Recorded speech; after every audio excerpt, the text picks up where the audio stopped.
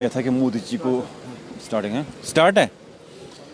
कश्मीरियत को बदनाम करने की कोशिश की गई, लेकिन कश्मीरी पंडितों ने पहल की कश्मीरियत को बचाने की। और कश्मीरी मुसलमानों ने, जिस तरह नेशनल मीडिया ने 22 अप्रैल को यहाँ पे आने के बाद कश्मीरियत को डिफेम किया, कश्मीरी इकॉनमी को बाइकआउट करने की कोशिश की गई।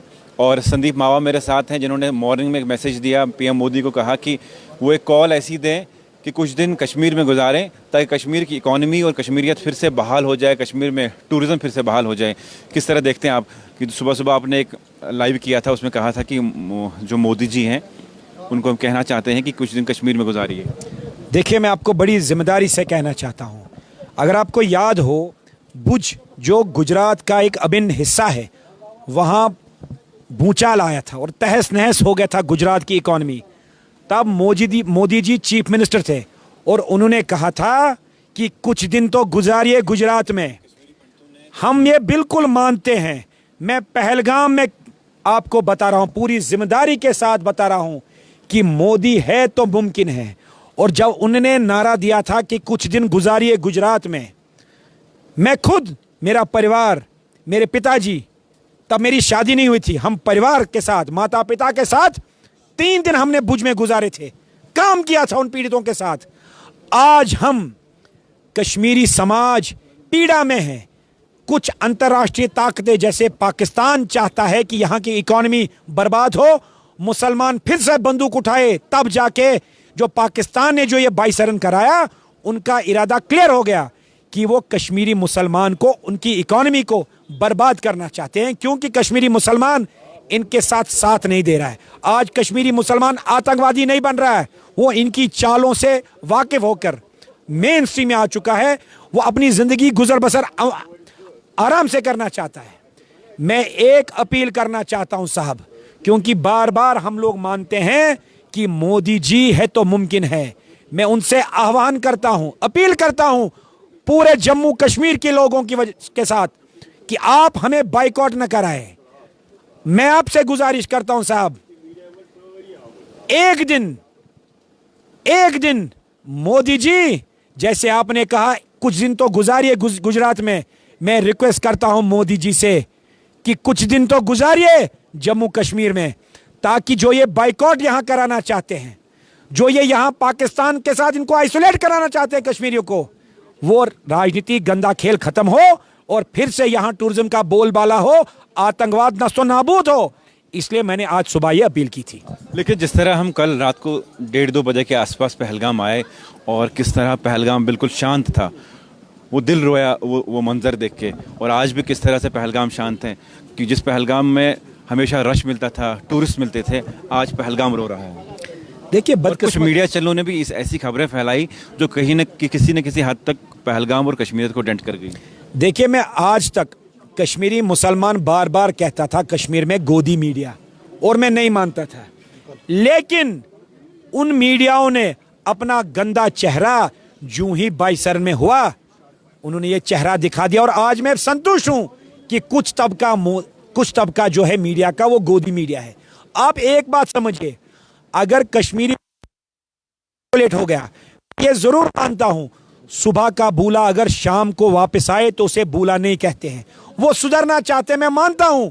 20-25% मुसलमानों ने आतंकवाद का साथ दिया था, उनकी इकॉनमी से चलती थी। वो कौन लोग हैं? वो यही हुर्रियत है, वो यही उनके दलाल है, वही पीडीपी, वही एनसी, वही सीपीआई, वही कांग्रेस है। लेकिन मोदी जी ये समझिए, ये लोग पीड़ित हैं। 80% कश्मीरी मुसलमान, 90% हिंदू कश्मीरी पीड़ित है आतंकवाद से। इसलिए आप पाकिस्तान को मजबूत न करें बाइकआउट से, क्योंकि जो भी बाइकआउट कॉल देगा, चाहे वो गोदी मीडिया हो या पाकिस्तान हो, वो हिंदुस्तान का दुश्मन है। हिंदुस्तान का दोस्त वो है जो ये कहेगा कि इनको मेन स्ट्रीम में लाके, अगर उन्होंने 28 लोग मारे हैं बेगुनाह, हमारे टूरिस्ट, हमारे हिंदू भाई मारे हैं, यहां 28 लाख लोग आएंगे एज टूरिस्ट। मैं अपील करता हूं महाराष्ट्र से, पंजाब से, गुजरात से, आंध्र प्रदेश से, तमिलनाडु से, कन्याकुमारी से, केरला से, आज आप अपना हिंदुस्तान कहते हैं ना, मजहब नहीं सिखाता आपस में बैर रखना, हिंदी है वतन है, हिंदुस्तान हमारा। आज अगर इन्होंने 28 लोग मारे हैं ताकि यहां टूरिज्म बाइकआउट हो, ये किसने मारे हैं? ये पाकिस्तान ने मारे हैं, कश्मीरी ने नहीं मारे हैं। हो सकता है कुछ बेनिफिशरीज हो आतंकवाद के, 5, 10, 20, 50 लोग मैं मानता हूं हो सकते हैं OGWs, लेकिन करारा जवाब आपको उन लोगों को देना है और पाकिस्तान की साजिशों को आप अहद कीजिए, कसम खाइए कि आप बड़ी संख्या में यहां एज टूरिस्ट घूमने आएंगे ताकि हमारे मुसलमान भाई आइसोलेट ना हो और हिंदू मुसलमान एकता को बल मिले। इसलिए मैं आह्वान करता हूं एक कि जैसे आपने कहा मोदी जी ने कि कुछ दिन तो गुजारे गुजरात में, मैं उनसे आह्वान करता हूं मोदी जी से कि वो थोड़ी सी ब्रेक ले ले। उनने 11 साल ब्रेक नहीं ली है, ये एक वर्ल्ड रिकॉर्ड है। मोदी जी अपनी जो गर्मियों की छुट्टी इस बार प्लान कीजिए और कुछ दिन तो गुजारिए जम्मू कश्मीर में। लेकिन जिस तरह से वो डर है, खौफ है कश्मीर का बाहर रियासतों में कि कश्मीर अभी सेफ नहीं, उनको क्या कहना चाहेंगे जो चाहते हैं कश्मीर विजिट करना और जिन लोगों ने ट्रिप्स कैंसिल कर दी, टिकट्स कैंसिल कर दी? देखिए साहब, मैं कश्मीरी पंडित हूं, मेरे पिताजी पे आतंकवादी हमला हुआ था, मुझ पे हुआ था। कल आप ही की चैनल ने रात के 1:30 बजे विदाउट सिक्योरिटी हम मटन मंदिर में थे, कश्मीरी पंडित आज दिल खोल के, मैं नहीं आप कितनी संख्या में 500-600 लोग आए हैं पहलगाम। मैं मानता हूं कहीं दो भाई जब होता है थोड़ी दरार होती है, लेकिन 35 साल बहुत पानी बह गया जहलम में, इसको कहीं क्लोजर बंद करना है। ये जो गंदा खेल है, क्योंकि इसके बेनिफिशियरी पाकिस्तान तो है ही, कश्मीर में भी 20% है और हिंदू समाज में भी कुछ ने दुकान खोल के रखी है। मैं बिल्कुल हिंदू समाज को पूरे विश्व भर में, पूरे हिंदुस्तान से अपील करता हूं साहब, करारा जवाब दीजिए करारा जवाब दीजिए पाकिस्तान को। वो कैसे होगा जब आप बड़ी संख्या में, लाखों में, करोड़ों में पहलगाम को भर दीजिए, जम्मू कश्मीर को भर दीजिए, ताकि कभी भी पाकिस्तान इन हरकतों के बारे में सोचे ना। अगर आपने बाइकआउट कर दिया तो इससे पाकिस्तान के इरादे मजबूत होते हैं और कश्मीर फिर आइसोलेट होता है।